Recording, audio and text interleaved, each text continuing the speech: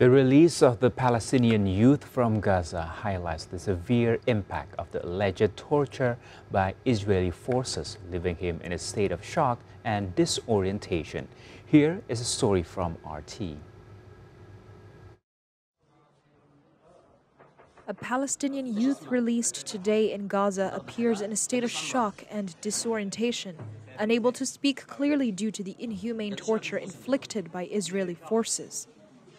He struggles to recall his identity and describe the harrowing experiences endured in an Israeli detention center. Throughout his ordeal, he was blindfolded, and his body exhibits signs of torture, severe starvation, and dehydration.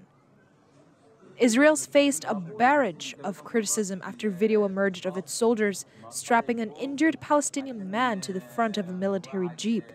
It happened during a raid on the West Bank city of Jenin. Badr suffered with his mental health, but the psychological illness wasn't the main issue. The shock and torture made his condition worse. This imprisonment of his was no small matter. Look at how his legs, arms and neck have been tortured. All of this will affect him in the future. And now he needs treatment as well, because now you have to start from scratch to treat him since he was better than this before. From his head to his hands and legs are all mutilated. Now, even yesterday when he saw dogs, he started running and sat on the ground because he has developed a severe fear and anxiety. Now he has more disorders than before. He wasn't like this. Badr, when he saw a dog at night, he would walk normally, not run away. Now he runs away, and all of this intensified because of the detention and torture. Human rights activist Jena Abu Hasna said Israel uses prison torture as collective punishment of Palestinians. From what we have been documenting since after October 7th, that a lot of instances and a lot of acts of torture are being implemented and practiced against Palestinian prisoners since the start of October 7th as a form of collective punishment against Palestinian detainees. So it is very likely that this man, as he mentioned as well himself, was subjected to many different various forms of torture. Starvation policies as well are being practiced against the Palestinian prisoners. Detainees are being subjected to multiple beatings several times in a day.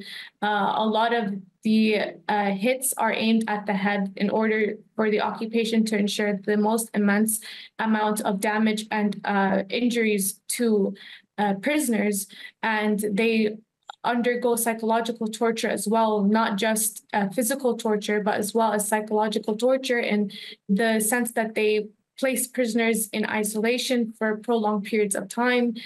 They will use the detainees' family members against them, meaning that they will threaten their family members as well. So they do really subject Palestinian detainees to many different forms of physical and mental torture as well. So the human brain can only take so much.